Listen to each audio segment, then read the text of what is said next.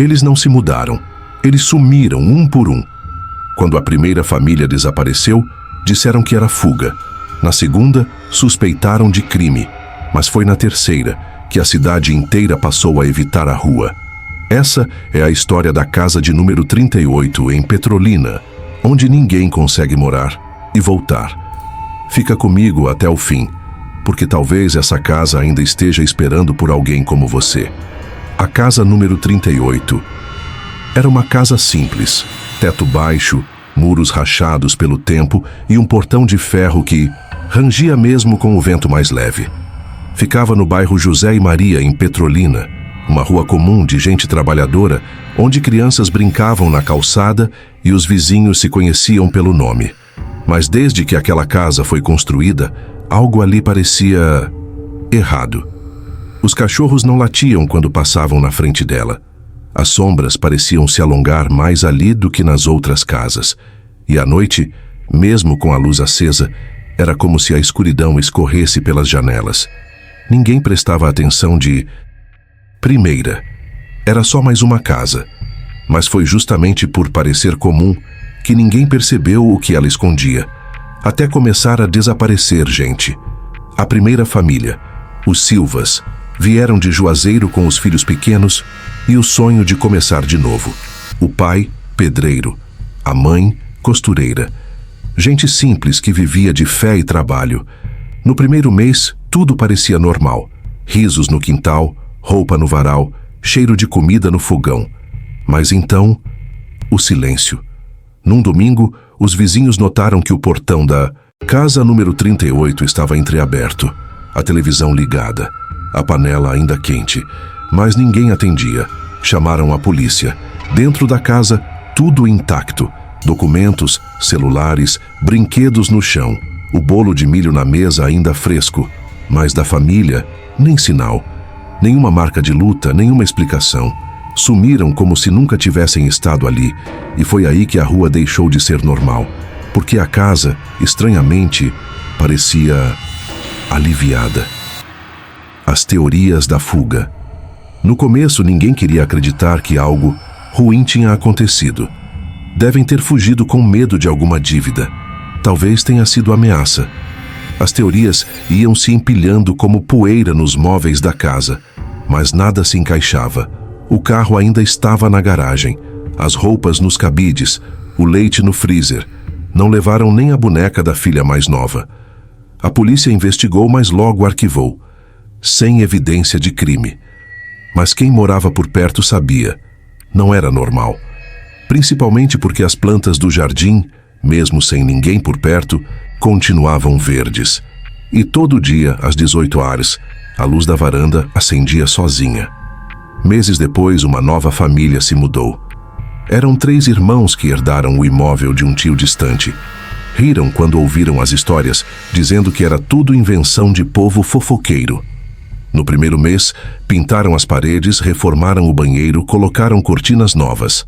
A casa parecia até mais viva, mas então o mais novo começou a dizer que ouvia passos no corredor. O mais velho jurava que alguém batia na porta todas as madrugadas, sempre às 3h17. A irmã acordava com hematomas nos braços, como se tivesse sido segurada com força durante o sono. E um por um, eles foram deixando a casa. Só que dessa vez, não sumiram de uma vez. Sumiram em partes. Primeiro, os vizinhos viram o carro sendo levado. Depois, uma TV pela janela. Por último, silêncio. E quando entraram lá, semanas depois, só encontraram a casa limpa, sem móveis, sem corpos, sem vestígios, mas com as luzes acesas. O caso ganhou força nas rádios locais.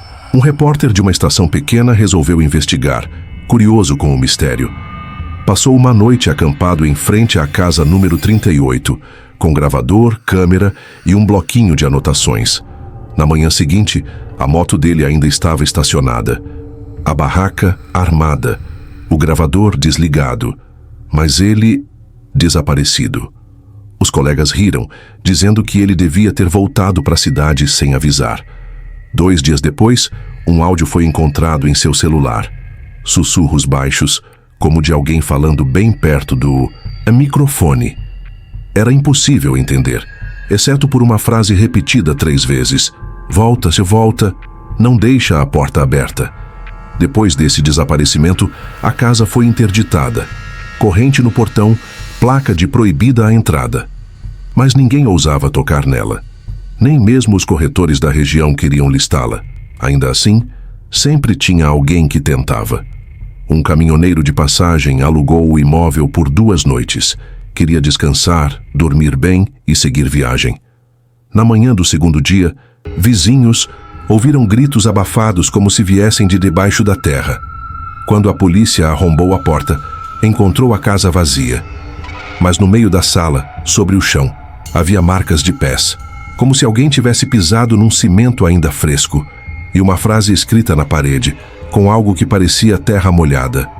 Ela me chamou pelo nome. Depois disso, a rua inteira mudou de comportamento. Crianças foram proibidas de brincar por ali. Os vizinhos evitavam até olhar na direção da casa. E quando passavam, rezavam baixo. Dona Maria, a vizinha da frente, jurava que via gente dentro da casa. Uma mulher magra, de cabelos longos, parada no corredor. Sempre à noite, sempre imóvel. Mas o mais estranho era que, depois de ver essa mulher, todo mundo dizia a mesma coisa. Sentia saudade de um lugar onde nunca tinha estado, como se a casa chamasse, como se ela plantasse lembranças falsas só para fazer você voltar. E quem voltava nunca mais era o mesmo. Ou pior, nunca mais era visto. Com o tempo, a casa, número 38, virou lenda. As pessoas diziam que ela era um ponto de passagem, mas não para esse mundo, que ela abria uma porta ou uma fenda entre o que a gente vê e o que a gente sente, mas não consegue explicar. Alguns acreditavam que ali existia um tipo de eco espiritual. Outros, que era só um lugar amaldiçoado onde o mal aprendeu a morar. Mas o fato é que, toda vez que alguém entrava, deixava algo para trás. Às vezes, um objeto. Às vezes, um pedaço de si.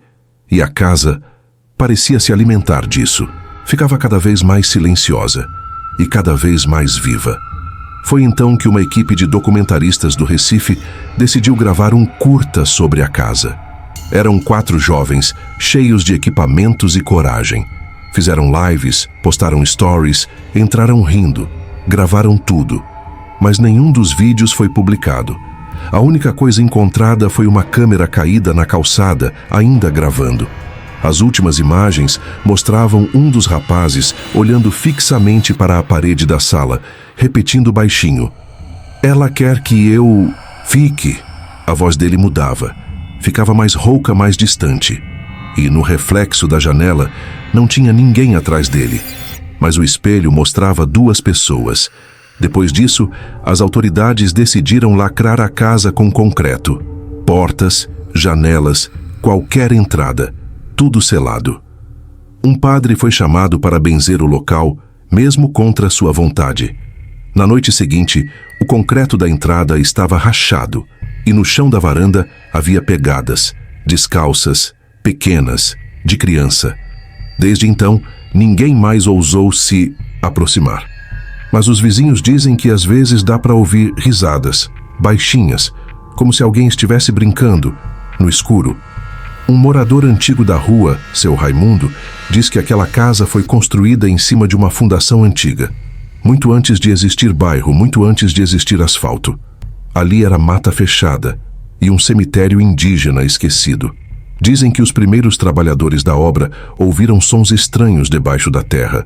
Um deles enlouqueceu e desapareceu. Outro largou tudo e voltou para o interior, jurando que viu olhos na fundação.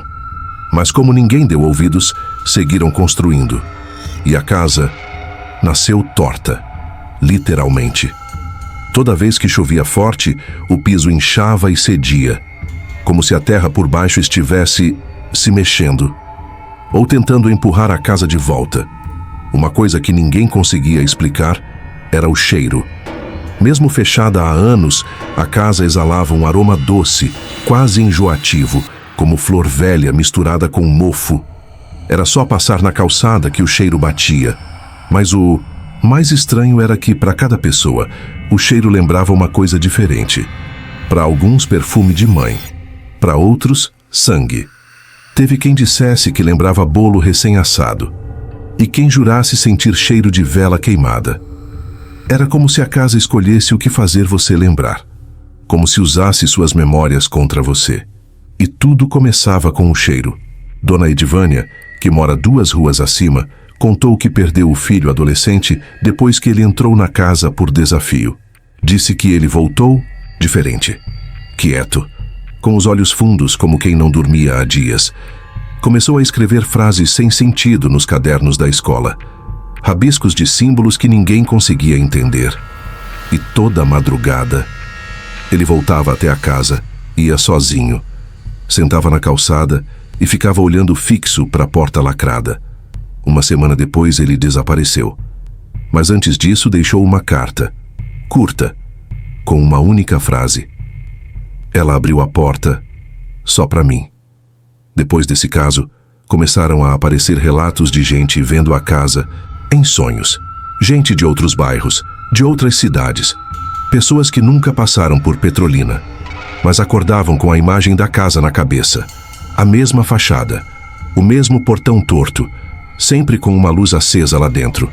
E todos diziam sonhar com a mesma voz feminina sussurrando: "Você já morou aqui", como se a casa tivesse uma memória que não era só dela, como se ela invadisse o sono alheio para buscar gente, como quem chama de volta o que ainda não terminou. Certo dia, um grupo de evangélicos decidiu fazer uma vigília em frente à casa. Queriam orar, expulsar o mal, quebrar a maldição. Levaram instrumentos, cânticos, lamparinas, mas à meia-noite tudo ficou em silêncio. As luzes falharam e todos os celulares desligaram ao mesmo tempo. Alguns caíram de joelhos, outros começaram a chorar.